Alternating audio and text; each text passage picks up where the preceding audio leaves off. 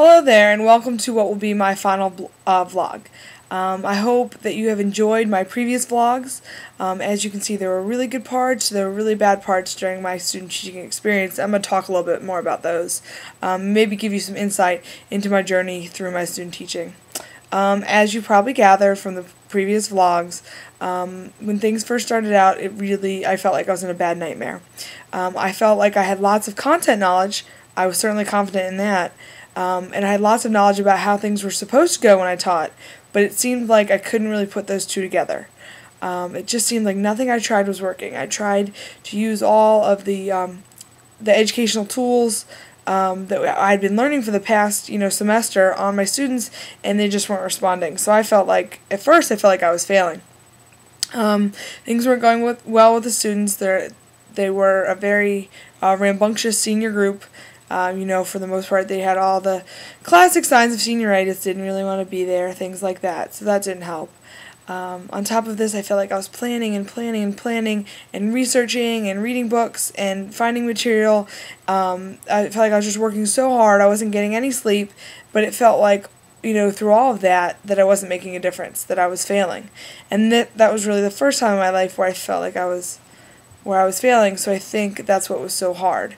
Because for the most part, anything in my life that I've worked at, whether it be sports or school or anything, as long as I work at it, then I've always had really good success. So this was really the first challenge where I was working, and nothing was coming of it. And this was really hard because I felt like I wasn't making a difference. I felt like I wasn't learning anything. I felt like my students weren't learning anything. It just, to me, was a really negative experience. And to be honest, there were points where I really just wanted to quit. I really wanted to throw in the towel and just say, forget teaching, this isn't for me, this isn't what I thought it would be. However, obviously I didn't do that. I had some talks with some people that I value in my life, and they said, Jen, you've got to keep getting through this, you can do it, there's going to be challenges, and I did. Obviously I worked through it.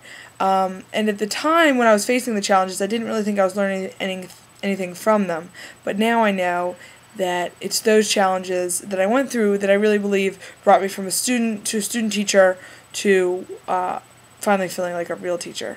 And this transformation from a student to a frustrated student teacher to a real teacher ready to go out and get a job for the upcoming fall semester didn't really happen until I actually left my school. When I was at my school, the week would start off and I'd count down the days till Friday, and then on Fridays I would count down the total number of weeks left. I couldn't wait to get till May 1st till I could get out of there. And I thought that after I left that I was just going to be so thankful I was done and never really want to step foot in that school again. However, now that I've had some time away and I've gone through all my work, working on my portfolio and things like that, I really do see all the work that I put into it and into my student teaching experience, and how I should be really proud of what I did. And being away from the students really does give me some special insight, I think, because even though they drove me crazy, they were good kids, and they really did learn. Through all the assessments that I did, I really can see that they did learn.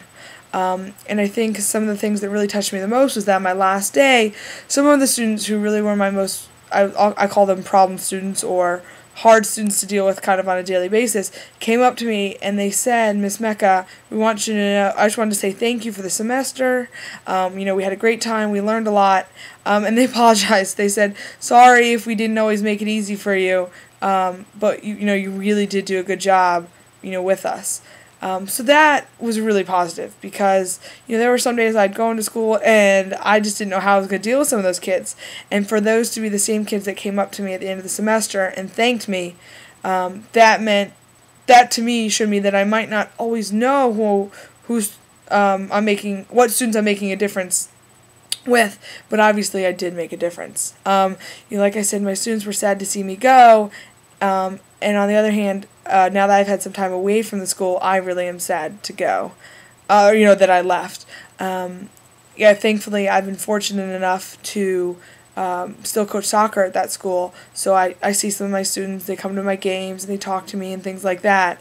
But I really do miss them. And while I was doing my student teaching, I never thought that I would want to go back.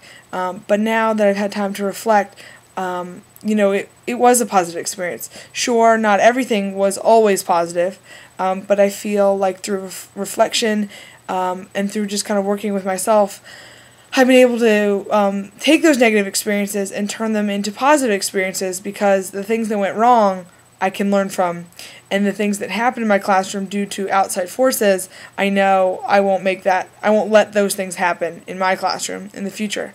So I really do feel like I am a real teacher. I feel like I've come, 100 degrees, or 180 degrees, I guess, and I made that transition from student to student teacher to a real teacher.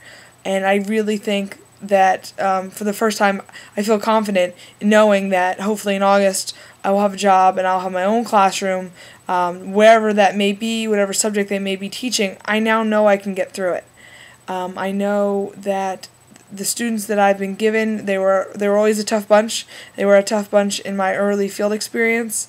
They were middle schoolers. It was a city school, so it was a little bit rougher than some of my colleagues. But I got through that, and I didn't think I would get through that. And then I was thrown into a classroom with all seniors who didn't want to be there. And I didn't think I'd get through that, but I got through that. And I know that now, and that's just proven to me that in the future I'll be able to get through everything. So through the vlogs that you've seen, through my Wordle expression, through my teaching metaphor, I hope you can now see how I have made that full journey in becoming a student to a student teacher to a real teacher. Thanks so much.